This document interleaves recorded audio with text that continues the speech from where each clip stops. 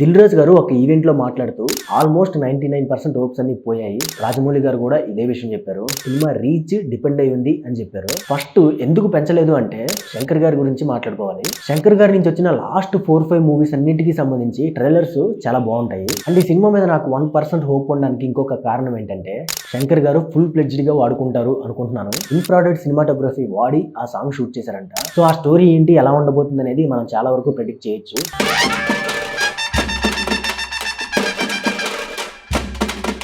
Hello guys, welcome back to open చేస్తే film forecast. Game changer సినిమాకి సంబంధించి promotions లో దిల్ రాజు గారు ఒక ఈవెంట్ లో మాట్లాడుతూ సినిమా ట్రైలర్ ని బట్టే సినిమా రీచ్ డిపెండ్ అయి ఉంది అని చెప్పారు. సో ఈ గేమ్ చేంజర్ ట్రైలర్ సినిమా మీద ఎక్స్పెక్టేషన్స్ పెంచేలాగా, రీచ్ పెంచేలాగా దాని మీద వర్క్ చేస్తున్నాము అని కూడా చెప్పారు. దాన్ని బట్టి ఇప్పుడు రిలీజ్ అయిన ఈ గేమ్ చేంజర్ ట్రైలర్ ఈ సినిమా మీద ఎక్స్పెక్టేషన్స్ పెంచిందా, రీచ్ ని పెంచిందా లేకపోతే తగ్గించిందా అని అడిగితే నాకైతే న్యూట్రల్ గా ఉంది. ఎక్స్పెక్టేషన్స్ పెంచలేదు, అలాగని తగ్గించలేదు. ఎందుకు ఇలా చెప్తున్నాను అనేది కూడా చెప్తాను. ఫస్ట్ ఎందుకు పెంచలేదు అంటే శంకర్ గారి గురించి మాట్లాడుకోవాలి. నాకు పర్సనల్ గా శంకర్ గారు అన్న, ఆయన సినిమాలన్నా కూడా చాలా ఇష్టం, చాలా రెస్పెక్ట్. ట్రైలర్ లాంచింగ్ ఈవెంట్ లో రాజమౌళి గారు కూడా ఇదే విషయం చెప్పారు. శంకర్ గారు అన్న, శంకర్ గారి సినిమాలన్నా గానీ ఒక నార్మల్ ఆడియన్స్ కి మాత్రమే కాదు, ఫిలిం ఇండస్ట్రీలో ఉన్న డైరెక్టర్స్ కి, అసిస్టెంట్ డైరెక్టర్స్ కి, ప్రొడ్యూసర్స్ అందరికీ కూడా ఒక రెస్పెక్ట్, ఒక ఇష్టం ఉంటుంది. ఆయన నుంచి వచ్చే ప్రతి సినిమా కూడా హిట్ అవ్వాలి అనే కోరుకుంటాను. కానీ రోబో సినిమా తర్వాత ఆయన నుంచి వచ్చిన ప్రతి సినిమా కూడా డిసప్పాయింట్ చేసింది. కానీ నా వరకు అయితే స్నేహితుడి సినిమా, ఐ సినిమా, రోబో 2.0 సినిమాలో ఫస్ట్ ఆఫ్ వరకు నాకు చాలా బాగా నచ్చాయి. ఇంకా భారతీయుడు 2 సినిమా గురించి నేను చెప్పాల్సిన అవసరం లేదు. కానీ మీరు ఇక్కడ ఒకటి అబ్జర్వ్ చేయండి. శంకర్ గారి నుంచి వచ్చిన లాస్ట్ 4-5 మూవీస్ అన్నింటికి సంబంధించి ట్రైలర్స్ చాలా బాగుంటాయి. కానీ భారతీయుడు 2 ట్రైలర్ చూసిన తర్వాత ఆ హోప్స్ కూడా నేను వదిలేసుకున్నాను.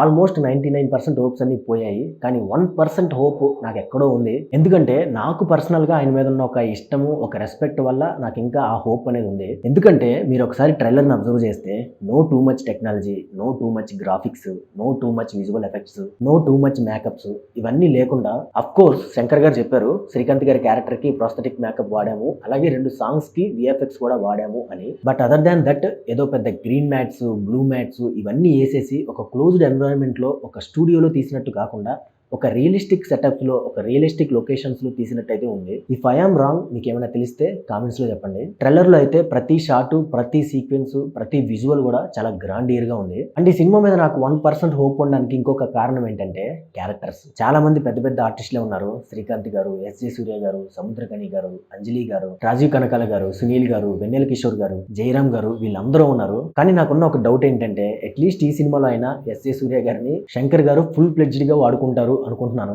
ఎందుకంటే భారతీయుడు 2 సినిమాలో ఎస్జే సూర్య గారి క్యారెక్టర్ చూసి నేనైతే చాలా డిసప్పాయింట్ అయ్యాను. అండ్ అలాగే ట్రైలర్ లాంచ్ ఈవెంట్ లో మాట్లాడుతూ శంకర్ గారు ఇంకొక విషయం కూడా చెప్పారు. ఈ సినిమాలో ఒక సర్ప్రైజింగ్ క్యారెక్టర్ కూడా ఉంది, అది సినిమాలో వస్తుంది, అప్పుడు సినిమాలో చాలా బాగుంటుంది, మీ అందరికీ చాలా బాగా నచ్చుతుంది అని కూడా చెప్పారు. సో చూద్దాము ఆ సర్ప్రైజింగ్ క్యారెక్టర్ ఎవరు అనేది. అండ్ అలాగే ఈ సినిమాకి సంబంధించి నానా హైరానా సాంగ్ అనేది ఇన్ఫ్రారెడ్ సినిమాటోగ్రఫీ వాడి ఆ సాంగ్ షూట్ చేశారంట. ఇన్ఫ్రారెడ్ సినిమాటోగ్రఫీ అంటే యాక్చువల్ గా మన కన్ను ఒక స్పెక్ట్రమ్ రేంజ్ వరకు మాత్రమే కలర్స్ ని చూడగలదు. మన స్పెక్ట్రమ్ రేంజ్ ని దాటి మన కళ్ళు కూడా చూడలేని కలర్స్ ని క్యాప్చర్ చేస్తుందంట ఈ ఇన్ఫ్రారెడ్ సినిమాటోగ్రఫీలో. సో ఈ నానా హైరానా సాంగ్ అనేది ఈ సినిమాలో ఒక పెద్ద హైలైట్ అవ్వచ్చు అనుకుంటున్నాను. అండ్ అఫ్ కోర్స్ ఆ 1% హోప్ ఉండడానికి ఇంకొక పెద్ద రీజన్ ఏంటంటే కార్తిక్ సుబ్బరాజ్ గారి స్టోరీ. కానీ ఈ టీజర్ లో, అలాగే ట్రైలర్ లో రామ్ చరణ్ గారు చెప్పినట్టు అన్ప్రెడిక్టబుల్ కాకుండా ఈ సినిమా స్టోరీ అయితే ప్రెడిక్టబుల్. ట్రైలర్ లాంచింగ్ ఈవెంట్ లో శంకర్ గారు కూడా చెప్పారు ఈ సినిమా ఒక పొలిటీషియన్ కి, ఒక గవర్నమెంట్ ఆఫీసర్ కి మధ్య జరిగే వార్ అని, విత్ 1 ఎమోషనల్ ఫ్లాష్ బ్యాక్ అని. సో ఆ స్టోరీ ఏంటి, ఎలా ఉండబోతుంది అనేది మనం చాలా వరకు ప్రెడిక్ట్ చేయొచ్చు.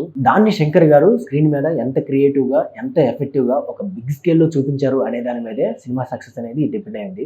సో చూద్దాము ఏం జరుగుతుందో. సో అది ఫ్రెండ్స్, ఈ గేమ్ చేంజర్ ట్రైలర్ చూసాక ఈ సినిమా మీద నాకున్న ఎక్స్పెక్టేషన్స్, అలాగే ఈ సినిమాకి సంబంధించిన అనాలిసిస్. ఈ వీడియో మీకు నచ్చితే ఒక లైక్ కొట్టండి. అలాగే ఈ ట్రైలర్ ఎలా ఉంది, సినిమా ఎలా ఉండబోతుంది అనేది మీ అభిప్రాయాలు ఏంటో కామెంట్స్ లో చెప్పండి. అలాగే మన స్లోగన్ గుర్తుంది కదా, నచ్చితే మెచ్చుకుందాం, అందరితో పంచుకుందాం. So please support and subscribe to open చేస్తే. నెక్స్ట్ వీడియోలో మళ్ళీ కలుద్దాం. Until then take care, see you all later, bye.